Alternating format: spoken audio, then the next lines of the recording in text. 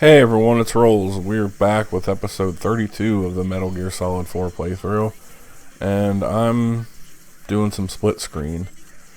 Okay, I kind of alluded to this in the last episode. I don't hate this. It's just, like, I did it once and I'm good with it, and especially, like, the idea of letting none of them get close or it blows up and game's over, and you're supposed to play this while they're fighting over there. Like, you can't even really enjoy the split screen while you're playing the game because you're busy watching the left side of the screen, right?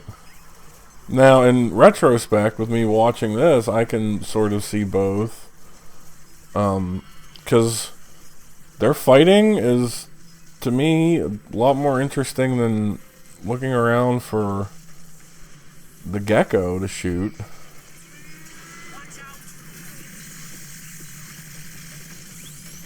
But it is what it is. Like, it needed to be done, I guess. Like, Snake needed to be doing something while these two are fighting.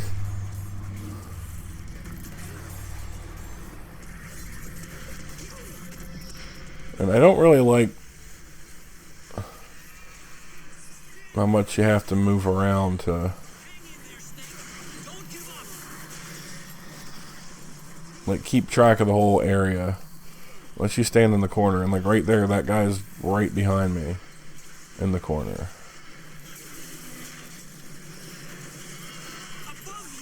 They're coming from above. Snake, spikes on that crouched gecko are blinking. When they stop blinking, explode. Don't let that happen. And it is high stakes, you know. You got exploding dudes.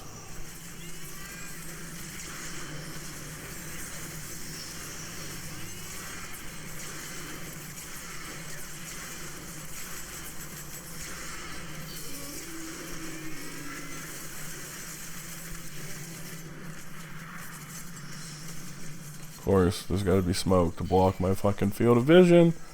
So I know there's a guy up there and I want to shoot him.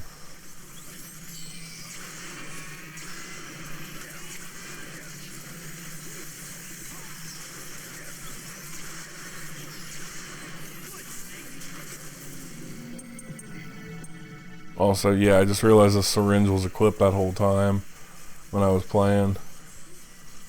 Thankfully, I recognized it during the fight, and not one of those after things.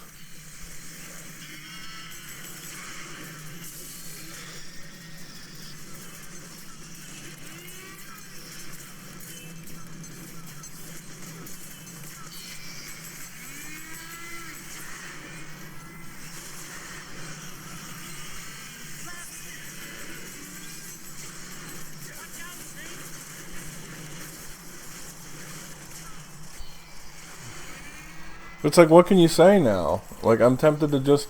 I've been watching that screen, but now I'm tempted to watch the fight. Because Vamp's chest is full of blades, and I don't know how they got there. I mean, I have a vague inkling that Raiden put them there. But, like, you got this great, brutal fucking fight going on. You're playing fucking target practice to defend the base, so to speak. But anyway, there's that. I do like the idea of his slash cutting the split screen so that it's only the one again. That's an interesting design. There he goes.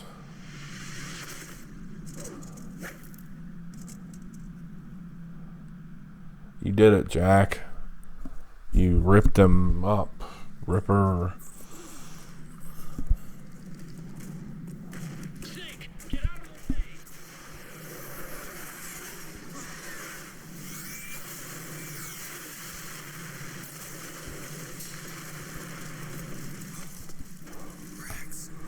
This thing might come in handy after all. Nice. It is sort of a power fantasy to get to control a Metal Gear finally in a game. He was never immortal. Oh, hey. What's up, Naomi? These were heads of the nanomachines inside his body. But after so many battles, he's finally reached his limit. I love in Steak Bentley's video, he pointed out like the absurdity of that line. She's like, after so many battles, he's finally reached his limit. It's like, no, it's because Snake gave him the shot. Like, he just did it in the game. Like, I don't know if that line was written, like, before they fleshed out how that battle was going to go, or... I don't know. Like, it makes sense. Like, I get what she's trying to say. Like, he's been fighting for so long, and, like, now he finally has reached his limit. But, like, I'm the one that put him at that limit. Good for you, Sonny.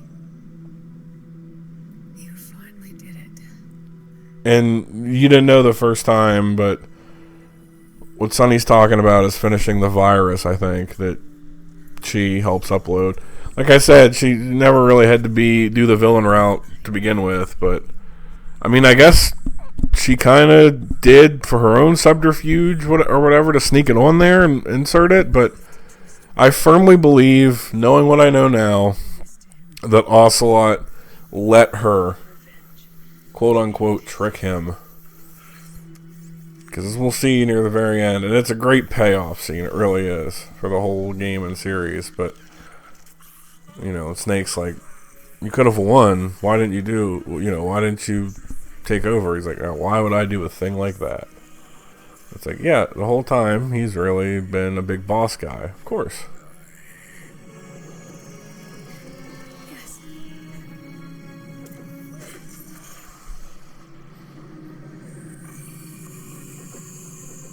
Whatever happened to Fortune? I wonder if that's explained. Oh, wait. She died. In 2. I forgot. Why? Like, she blocks the missiles, but I mean, she was shot by a single action army, and not in the heart, apparently, because Ocelot's like, your heart's on the left, but that at least nicked a lung in and out. That's not good. Snake. Liquid's down below us. He's stolen the Patriot system. Right. Slipped out of their sight and taken their ark. Okay, close that. A warship. Unfettered by land, Close that. country. Sorry, I'm doing that thing where I'm editing The only place while truly released recording. shackles of the Patriots. It's because it's the quickest way to do it. And it's just a few mouse clicks. You have to put up with the noise for, so don't mind them. Outer Haven. Liquid plans to launch the nuke from that ship. Just changing volume sliders and whatnot. So that as soon as I'm done recording this audio, I'm ready to go and put it all together.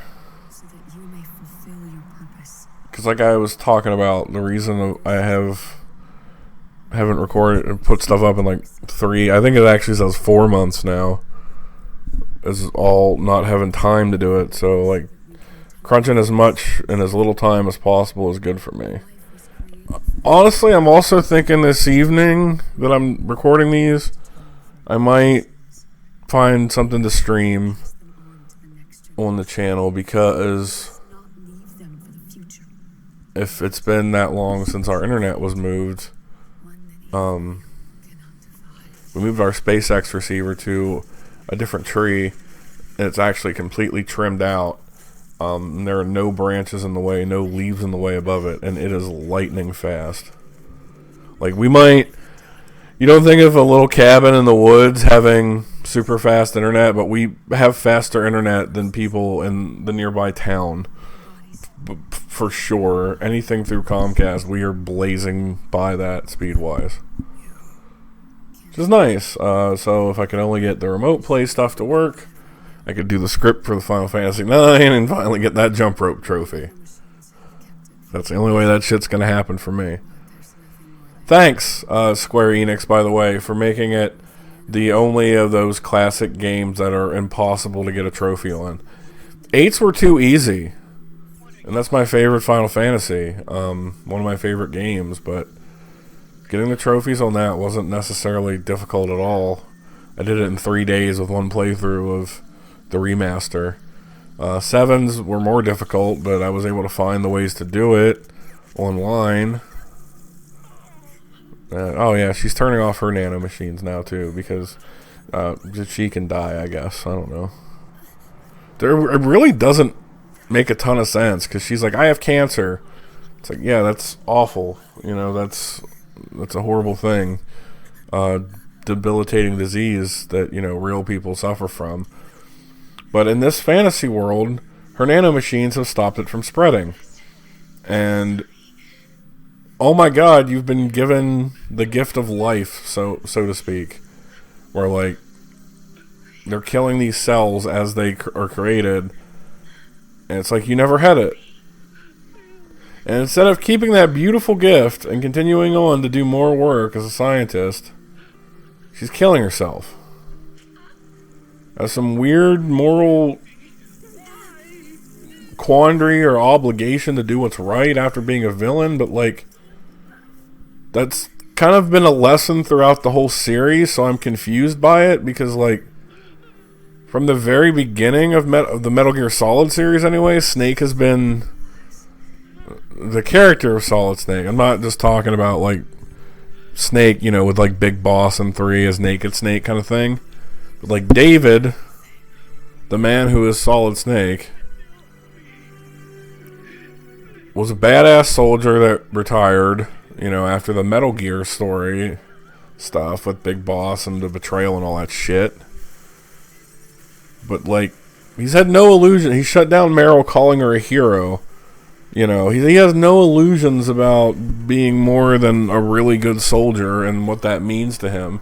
And he has much less of a respect for honor and duty than Big Boss does, because Snake wasn't trained by the boss who, you know, turned her whole life upside down for the mission in 3, right? That's the lesson there. And Big Boss and Zero misinterpreting her will and creating the Patriot, like, this is all because of those guys are too not stupid, but they just didn't understand what she meant. But anyway, the whole theme of it doesn't matter what your past is, and it's never too late to change and be something better, happened to Snake, happened to fucking Raiden, who's in this scene, happened to Otacon, because, you know, him and Snake did philanthropy and stuff after the events of 1. So, like, everybody is coming from a less than ideal past and rising above it and being something better than what they were. Except for Naomi, because she was given that chance and she didn't take it. She got off scot-free at the end of MGS1. I mean, she was arrested and whatever, but she clearly wasn't killed because she's here now. I guess she's been made to work for them, right? But okay, and if you're made to work for them, what can you do? Like, your life was valuable enough to you then to not want to end it when you were working for the bad guys. So now that you have a chance to be broken free from it, you're going to kill yourself? No, I didn't expect to rant for that long about it, but it's just one of those things I just thought of, that watching other playthroughs and being as big of a fan as I am, like, that part of the story makes no fucking sense for her. But, you know, they need to have a character die in every game, I guess. So. Not that, you know, there's another character they could have shown that would have been much more impactful, aka Solid Snake at the very end of the game. But it added other endings onto that, but, you know, it is what it is. But we've commandeered a Rex. Our own Metal Gear. Look at that. Look at us go.